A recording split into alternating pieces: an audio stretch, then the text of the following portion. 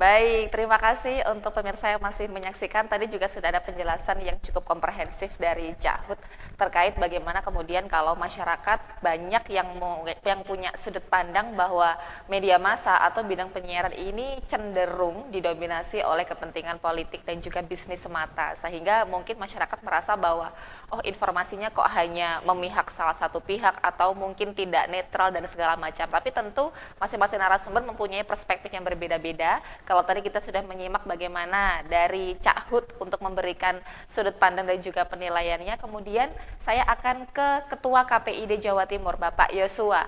Pak Yosua, bagaimana Pak kalau misalkan menanggapi atau merespon statement yang seperti ini yang beredar di tengah masyarakat?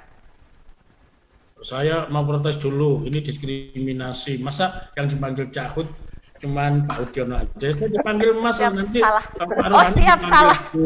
Siap, salah. Gitu. Baik, baik. Nah, Baik Mas sampai Yosua, lupa pertanyaannya. silahkan. Coba diulang lagi dengan panggilan seperti itu. Ulang lagi. Baik, baik, ya. Karena daripada nanti Madu TV kena somasi, terus saya tidak bisa pulang ke Jawa Timur, begitu ya, karena sudah di stop sama Mas Yosua. Jadi saya ulangi, bagaimana Mas Yosua, kalau misalkan di masyarakat ini ada penilaian bahwa media massa saat ini banyak didominasi oleh kepentingan politik atau bisnis semata. Silahkan Mas Yosua, sudah benar ya? Ya, betul. Nah, begini loh, Mbak. Yang harus dipahami, manusia hidup ini tidak mungkin tidak ngomongin ekonomi dan ngomongin politik. Hari ini mungkin hanya Gus Rohani saja, hanya Pak Rohani saja dianggap politikus. Padahal semua kita ini berpolitik. Termasuk Pak Udiono juga, tapi politik birokrasi ya Pak ya. Nah, kita semua berpolitik. Yang kedua terkait dengan faktor ekonomi, saya kira semua orang memikirkan itu. Terus apa salahnya dengan media? Nah, lalu bagaimana dengan fungsi sosial media? Saya kira namanya media massa punya fungsi sosial yang kuat, tinggal bagaimana media massa ini mengimbangkan kepentingan ekonomi. Saya tidak ngomongin politik, kita semua berpolitik. Cuman ada yang praktis, ada yang tidak, partisan dan tidak. Yang kedua, bagaimana memang aspek sosial ini tetap dijaga. Saya kira kalau semua kawan-kawan media, kerinduannya bisa menjalankan fungsi perekat sosial, fungsi hiburan bagi masyarakat dan lain-lain. Kalaupun orientasinya masalah ekonomi, saya kira itu wajar. Tinggal bagaimana sekarang kita semua bergotong royong, terutama diawali dengan TV lokal seperti Madu TV ini, untuk melibatkan masyarakat dalam setiap proses yang disampaikan Pak Rohani tadi. Jadi bagaimana memang berkolaborasilah dengan masyarakat, mungkin bikin off air sama-sama, kemudian masyarakat ayo urunan, kita bantu dong proses produksinya, kita nggak terlalu nekan ini menjadi advertorial atau apa. Dan saya kira menjadi sebuah kekuatan, dan bagi saya dari perspektif pembangunan Jawa Timur ke depan, selain ngomongin digital dan lain-lain, jangan lupa disrupsi di dunia bisnis digital mulai turun. Kenapa? Karena hari ini platform digital yang tidak melibatkan platform yang sifatnya offline, toko-toko udah banyak yang tutup, jangan lupa, beberapa udah PHK. Yang kuat justru adalah penguatan ekonomi berbasis kearifan dan kreativitas lokal. Nah, di sini saya kira pariwisata Jawa Timur yang berbasis desa, dengan adanya kekuatan TV digital di beberapa wilayah ini akan tersinergi untuk mengoptimalkan perputaran devisa di wilayah Jawa Timur. Jangan sampai promosi wisatanya besar-besaran di mana-mana. Tetapi kalau tidak terakomodir dengan baik, ini akan jadi masalah, akan jadi persaingan yang nggak sehat. Kalau saya di Batu, saya melihat yang namanya kalender wisata Pasuruan. Sementara ketika saya masuk ke Pasuruan, nggak ada kalender wisata Batu. Ada apa ini? Nah, pertanyaannya, ini sebuah kekuatan yang bisa dioptimalkan oleh media dan tentunya Dinas Pariwisata Provinsi Jawa Timur. Kebetulan saya lihat di backgroundnya Pak Udiono itu kan ada tulisannya itu. Ini perannya besar untuk ekonomi kreatif. Saya seneng deh ini, saya seneng kalau sama Mas Yosua gitu. Nyindirnya itu walus gitu loh, kalau orang Jawa bilang gitu. Jadi tuh ibaratnya tuh agak apa ya, langsung jelek gitu loh. Monggo, mungkin nanti sebelum usulan masyarakat, saya ini kan masyarakat, kebetulan ada wakil rakyat dan apa namanya dari pihak pemerintah, kan gitu nggih Pak Ud. Iya, siap. Nanti sebelum juga direspon oleh Cak Hud, monggo silahkan Pak Rohani, atau saya panggilnya Gus Rohani ini deh. Saya takut disomasi lagi. Aja lah. Itu efek kopi aja sebenarnya manggil Pak Rohani aja lah lebih. Silakan Pak.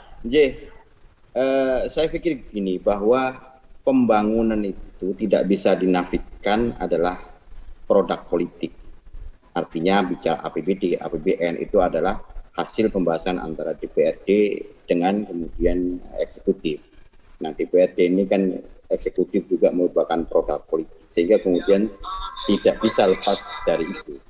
Yang kedua, karena dia produk politik, di dalamnya juga banyak kepentingan bisnis yang kemudian melibatkan orang-orang bisnis. Ketika ada sebuah pekerjaan yang itu ada di APBD, tentu kontraktor adalah bisnis yang kemudian menjadi acuan. Sehingga kemudian dalam pandangan saya, media tidak akan juga bisa lepas ketika sudah bicara tentang pembangunan ketersinggungan dengan itu. Misalnya ketika media mengkritisi Pak Budiono terkait program-program di Kominfo, tentu beliau akan bereaksi dengan koreksi itu. Tetapi yang paling penting, kita itu disatukan oleh nurani sebenarnya. Hari ini dalam pandangan saya, media itu tumpuan kita di dalam melakukan kontrol sosial. Memang kontrol sosial ini ibarat jalan berliku bagi media. Kalau mau enak, cari yang muji, kemudian apresiasi dan segala macam. Tetapi apa yang bisa didapatkan oleh pemerintah kita dengan pujian itu? Kita harus sadar betul, ya saya pikir kita perlu evaluasi lah award-award yang diberikan oleh pemerintah daerah. Karena apa sih fungsinya? Wong itu sudah kewajiban kita. Gitu. Yang harus banyak adalah kontrol sosialnya. Ada degradasi kemudian pola. Kalau dulu di zaman pemerintahan zaman Rasulullah itu kalau pemimpin itu dipuji dia marah. Sekarang ini senang dipuji. Padahal itu sudah menjadi kewajiban melaksanakan hal-hal baik itu. Nah, itulah yang kemudian menjadi tumpuan kita. Sehingga kemarin kalau saya tidak APBD, saya sempat interupsi khusus terkait dengan Kominfo anggaran yang dipangkas habis. Karena saya ingin kemudian Kominfo ini punya peranan itu. Membagi peran kontrol sosial kepada media, membagi transparansi. Karena hari ini harus kita akui, sistem perencanaan kita itu belum kemudian mengakomodir secara maksimal partisipasi publik itu. Kalau kemudian suatu saat misalnya di SEPD itu sudah kemudian memunculkan menu, siapapun bisa usul program di situ, masyarakat tanpa ada password segala macam difoto, Pak saya lihat ini ada jalan rusak berat ini Pak, difoto kemudian masuk di dalam proses musrenbang dan segala macam, otomatis baru kita mungkin bisa mengurangi peran media. Tapi hari ini yang kita lihat adalah bahwa partisipasi ini lebih banyak pada partisipasi semu. Sehingga kemudian saya sangat mengkritisi SPD. Karena kalau kemudian target dari kontrol sosial ini berhasil, maka transparansi itu akan muncul dan itu akan menyelamatkan kita semua. Huru-hara yang terjadi hari ini di pemerintah Provinsi Jawa Timur, di DPRD, itu karena memang transparansi yang memang belum terbentuk dan tersistem dengan baik. SEPD itu orang harus masuk, itu harus pakai password dan segala macam. Sehingga kemudian mana program yang harus kemudian dipantau langsung oleh masyarakat tidak bisa melihat. Dan itu harus momen kapan SEPD dibuka, kapan ditutup. Itu kan sebenarnya suatu kemunduran di dalam sistem kita. Nah, inilah perlunya media menurut saya. Bagaimana kemudian menjadi fungsi kontrol sosial yang itu sesuai dengan selaras dengan undang-undang tentang media itu sendiri. Saya pikir itu Mbak, menjadi poin penting. Siap Pak Rohani, termasuk tadi kalau misalkan bicara bagaimana pengawasan dan lain-lain, sepertinya juga salah satunya bagaimana peran bidang penyiaran ini untuk menginformasikan bagaimana kinerja wakil rakyat. Karena tidak semua masyarakat mungkin bisa secara langsung untuk mengakses atau mungkin bagaimana untuk secara langsung melihat dengan mata kepala, dan di sini bisa dijembatani ujung tombaknya adalah lewat bidang penyiaran, media massa, televisi ataupun radio. Sekaligus ini tadi disampaikan di awal tadi oleh Pak Yosua juga, verifikasinya masih paling valid dibandingkan dengan platform digital yang sekarang ini sangat marak. Tapi mungkin juga kita boleh mendengarkan pendapat dari Cak Hud sendiri. Bagaimana Pak terkait dengan bagaimana bidang penyiaran ini untuk menginformasikan, menyampaikan kinerja dari wakil rakyat, termasuk dari mungkin dari Dinas Kominfo Jawa Timur juga kepada masyarakat. Iya, Mbak Bella, saya beli penghargaan aja, ini khususnya TV Madu TV. Madu TV ini, Gus Roni, ini TV yang paling informatif. Karena hari ini yang diundang itu juga dari DPR, dari birokrasi, kemudian dari KPID. Jadi informatif benar. Orang tiga-tiganya ini orang yang mendukung menuju provinsi informasi, juga mendukung penyiaran paling informatif. Ya itu. Jadi gini Mbak, memang perlunya media sebagai kontrol sosial. Salah satu tugas pemerintah itu ada di Dinas Kominfo, ya, Komunikasi dan Informatika. Ini adalah memberikan kepastian, makanya Pak Komisi Agus Rohan itu selalu mengontrol kira-kira apa indikasi bahwa pemerintah sudah melakukan peran informatifnya, di mana ada undang-undangnya bahwa tugas dari jangka menengah, jangka panjang dari Dinas Kominfo adalah membuat birokrasi ini transparansi, membuat birokrasi ini sangat informatif. Ini salah satunya peran dari media televisi ini juga menjadi bagian tahapan-tahapan untuk menjadi sebuah negara, sebuah provinsi yang informatif. Makanya ini bagian kanal-kanal ini harus kita perkuat. Ya. Kemudian di birokrasi kita itu informasi tidak lepas dari sebuah data dan informasi.